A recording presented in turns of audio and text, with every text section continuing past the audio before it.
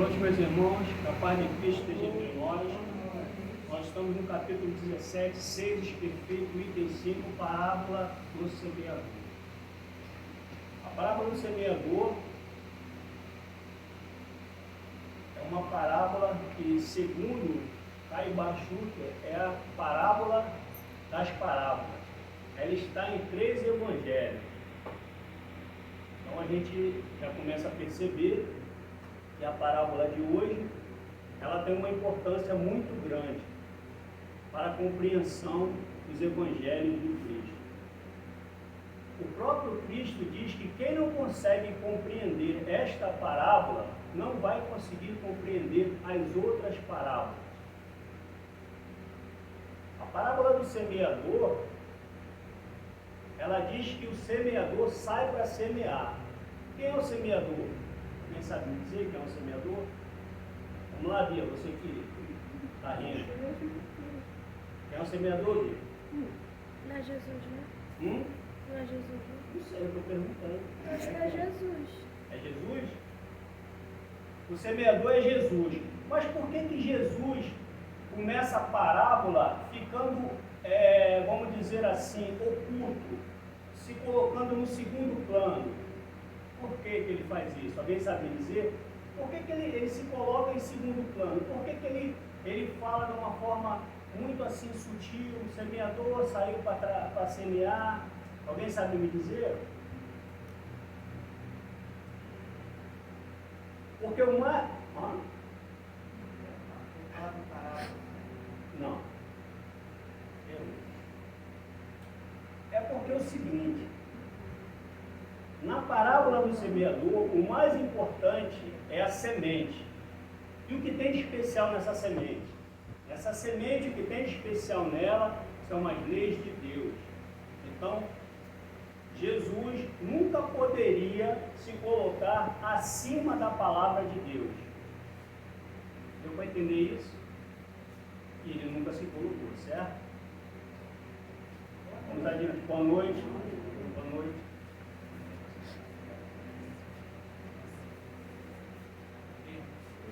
Então, Jesus se coloca, vamos dizer assim, em segundo plano, porque o mais importante era a semente, que era as leis de Deus, que é as leis de Deus.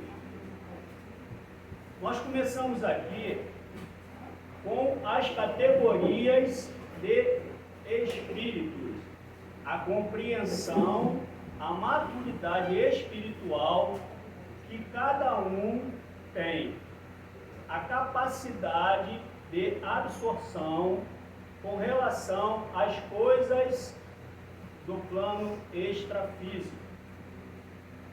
Quando o semeador sai espalhando a sua semente em todos os lugares, se nós olharmos pela visão terrena, vamos dizer que este semeador é negligente, porque ele joga a sua semente em qualquer lugar.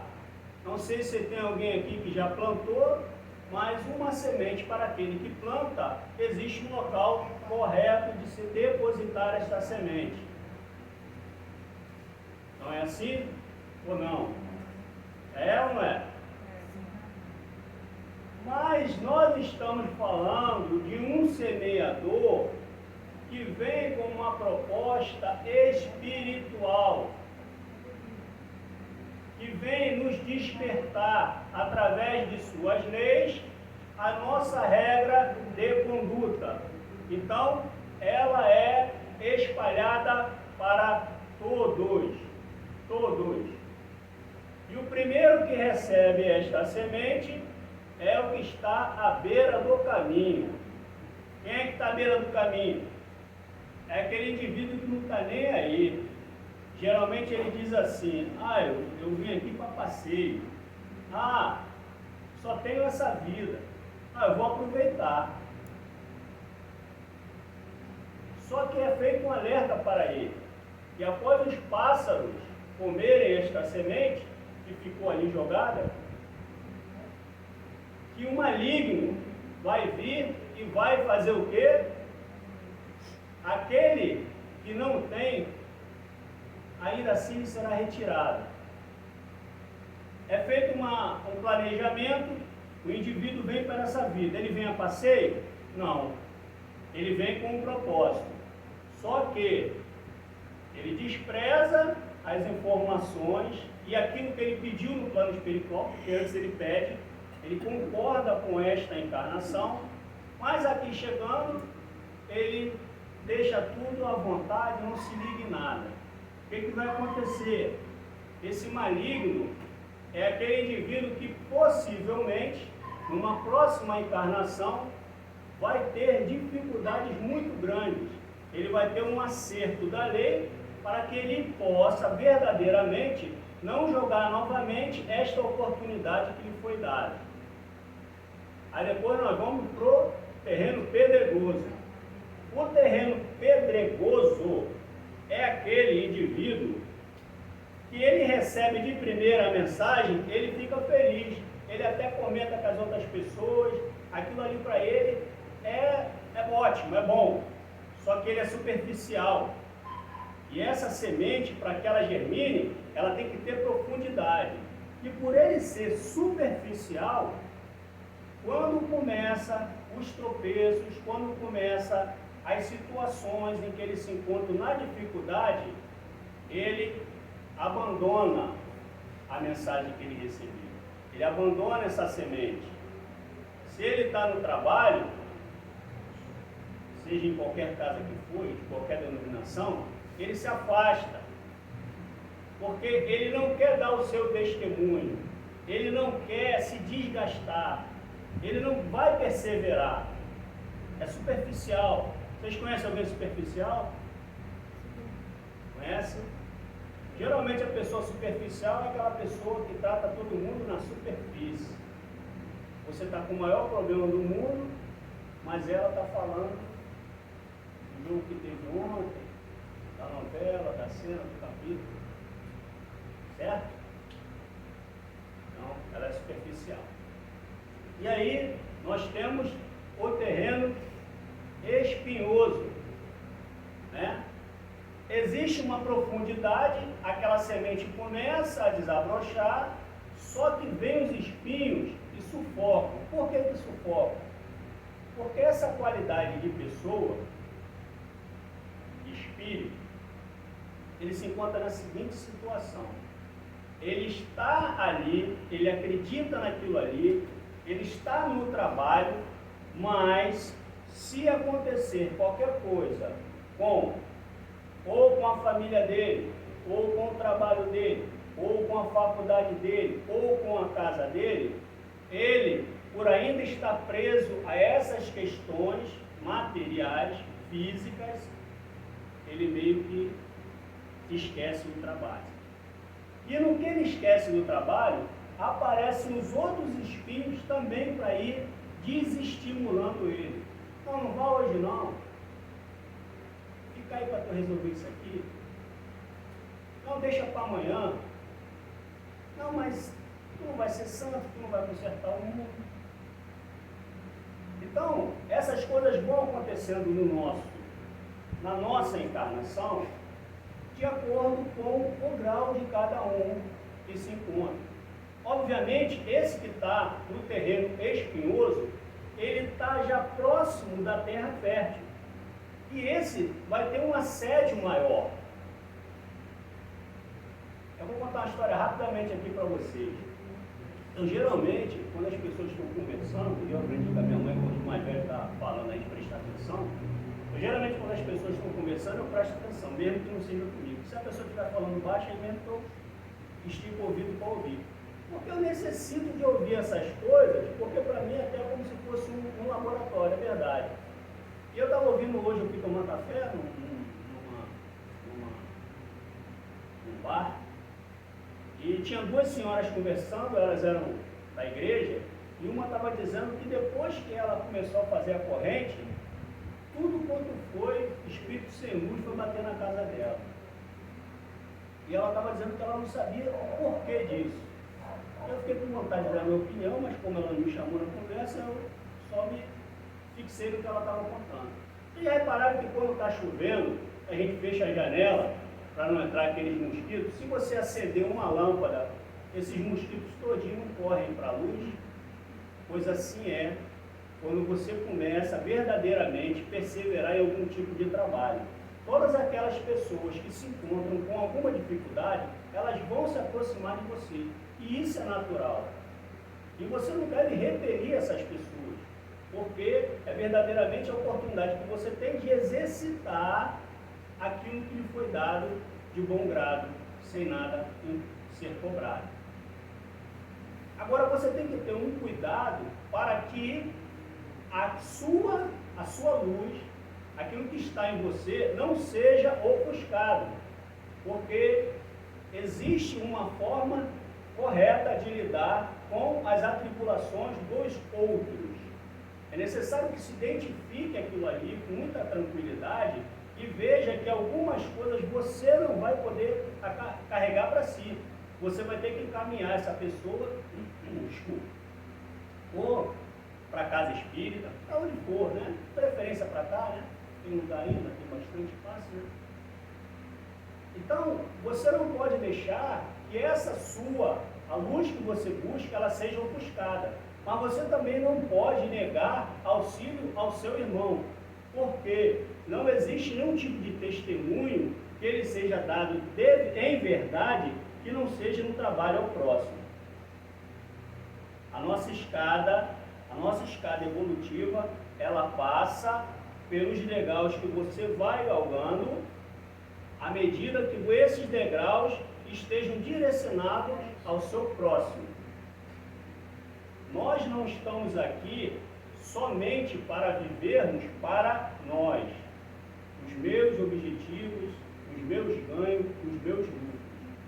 Nós estamos aqui para viver com um todo, se relacionando com todos que aqui tem, até mesmo aqueles que não lhes são muito simpáticos.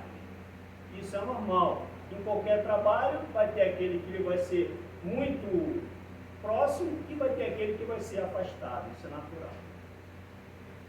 E agora chegamos no terreno fértil. E no terreno fértil também temos 3 classificações no terreno fértil.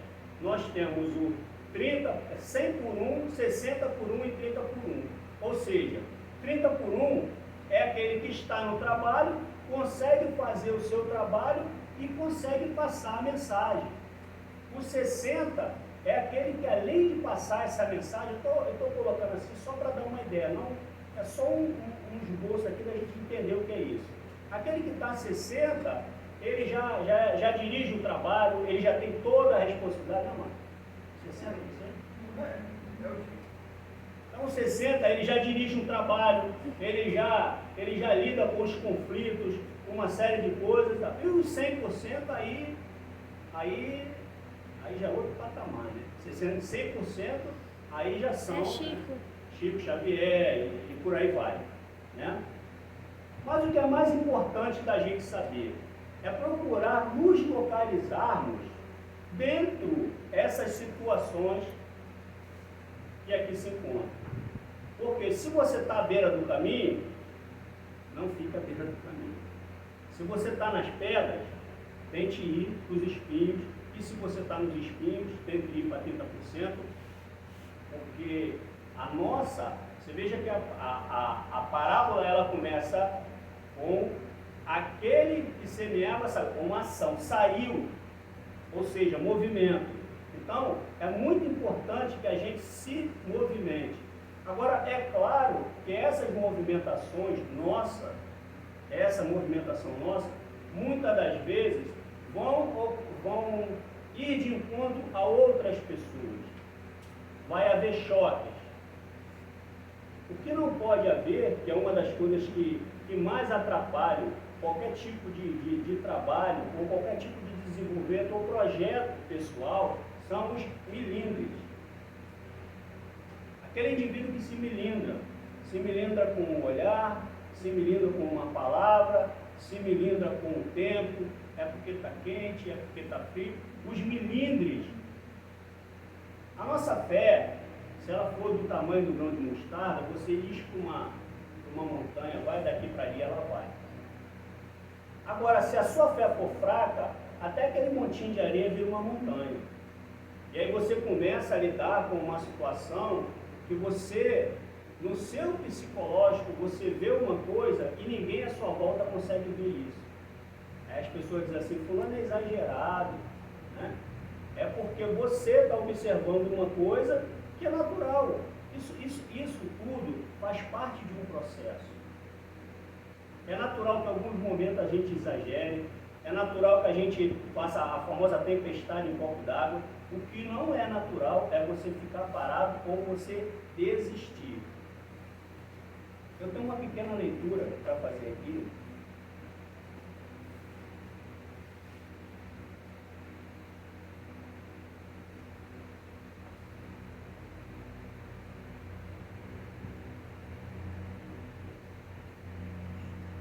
Que é o seguinte, todo o trabalho que existe, vamos citar aqui a nossa casa, existe um trabalho na casa. O trabalhador, ele não é mais importante. O mais importante é o trabalho. O trabalhador, ele quer o trabalho. E o trabalho é para todo mundo, para todas as pessoas que estão interessadas de boa vontade. O trabalho, ele não pode estar personificado. Ele não pode, você não pode dizer assim, ah, eu vou lá no centro daquela moça Marta. Você não pode pensar assim. Ah, eu vou lá no centro daquele cara que fica lá falando. Isso não existe. O trabalho é um trabalho que é feito da oportunidade que nos é dada pela espiritualidade. Então, quando você está trabalhando, você está tendo a oportunidade. E esse trabalho, ele tem uma responsabilidade que podem acreditar, ele tem também uma coisinha lá na letrinha miúda lá escrito lá, ele tem um peso na sua encarnação. Está lá na letrinha miúda, acho que não está no começo, mas está lá no final. A forma como você executa um trabalho, que eu não acredito em trabalhos voluntários. Eu acredito que você se voluntaria ao trabalho, porque você necessita daquele trabalho. Então, essas letrinhas miúdas dizem que ele tem um peso na sua encarnação. Então, quando você chega e adentra qualquer segmento para você fazer um trabalho, seja na casa espírita, seja na igreja, no templo evangélico, podem acreditar que aquilo ali está sendo uma oportunidade que está sendo dada. Por isso que essa parábola, eu pensei até em dividir duas partes aqui, porque verdadeiramente o tempo ele é muito curto para a gente falar dessa parábola. Como eu disse antes, ela está em 3 evangelhos. É uma parábola que é a parábola das parábolas.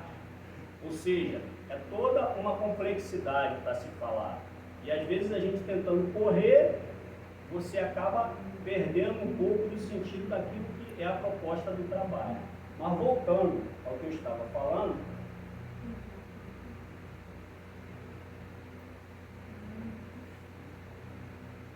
no livro dos Espíritos, na progressão dos Espíritos, na pergunta 114, Kardec pergunta, os Espíritos são bons ou maus por natureza? Ou são eles mesmos que se melhoram? Vou repetir. Kardec pergunta na pergunta 114, né? A pergunta 114 do Livro dos Espíritos. Os Espíritos são bons ou são maus por natureza? Ou são eles mesmos que se melhoram? E aí a resposta é: são os próprios espíritos que se melhoram, e melhorando-se, passam de uma ordem inferior para outra mais elevada. Deu para entender isso? Ou seja, nós é que fazemos a nossa transformação. Não é o dirigente, não é o palestrante, e nem é o fato de você ser um palestrante ou você ser um dirigente que lhe vai fazer algum tipo de progressão moral. certos, é óbvio que o trabalho e o exercício no dia a dia, o estudo, eles vão abrindo os seus horizontes. Mas é necessário a ação. Como eu disse antes, a parábola começou com a ação, uma ação que parecia despretensiosa, mas na verdade havia toda uma complexidade, que seria o próprio mestre saindo, né? E o mais importante disso tudo, para a gente fechar, né? Agora certo. Pronto. Por quê? Dá para contar duas histórias. Então, a proposta também dessa parábola, que fica nas entrelinhas, é que todos nós sejamos um dia semeadores. As pessoas falam muito assim, dos apóstolos, né? Principalmente aqueles 12, né? Os 12 que estavam ali, que tinham problemas, que um era doido, o outro era desonesto, o outro era isso, era aquilo. Porém, esses 12 que ali estavam não eram santos, mas quando Jesus faz toda aquele raio-x, aliás, não é nem um raio-x ali é uma tomografia computadorizada, é um negócio que vai lá na célula, que ele faz toda a leitura daqueles 12 ali, ele enxerga neles amor, ele enxerga devoção, ele enxerga fé. Então, eu já vi vários autores descrevendo os 12 como 12 translocados. Não é bem assim. Eles tinham as dificuldades, mas eles tinham fé, amor, eles tinham devoção a Cristo e, acima de tudo, eles assumem ali um compromisso com Cristo, que eles abandonam completamente todas as suas vidas para se dedicar ao trabalho da obra que Cristo propõe a eles. E isso não é fácil, porque quando a gente passa por uma dificuldade da nossa família, daqueles que eu tive momentos aqui que eu estava aqui, mas a minha cabeça estava em outras coisas, porque você pensa, aí uma pessoa te pede uma coisa, um te liga em cima da hora, um manda uma mensagem, aí você chega aqui, você quer fazer uma prece, um passe para o irmão que está ali, mas você está pensando no seu parente lá, e isso daí é muito difícil da gente se desligar, certo? Então, quem estiver na beira do caminho, dê um passo adiante. Quem estiver nas pedras, dá mais um passo adiante. Quem estiver nos espinhos, se não estiver furando muito, né, vai ficando por ali. Se der para ir para frente, 30% também já é melhor. Tá certo, meus irmãos? Muito obrigado pela oportunidade. Deus abençoe. É o que tinha para hoje.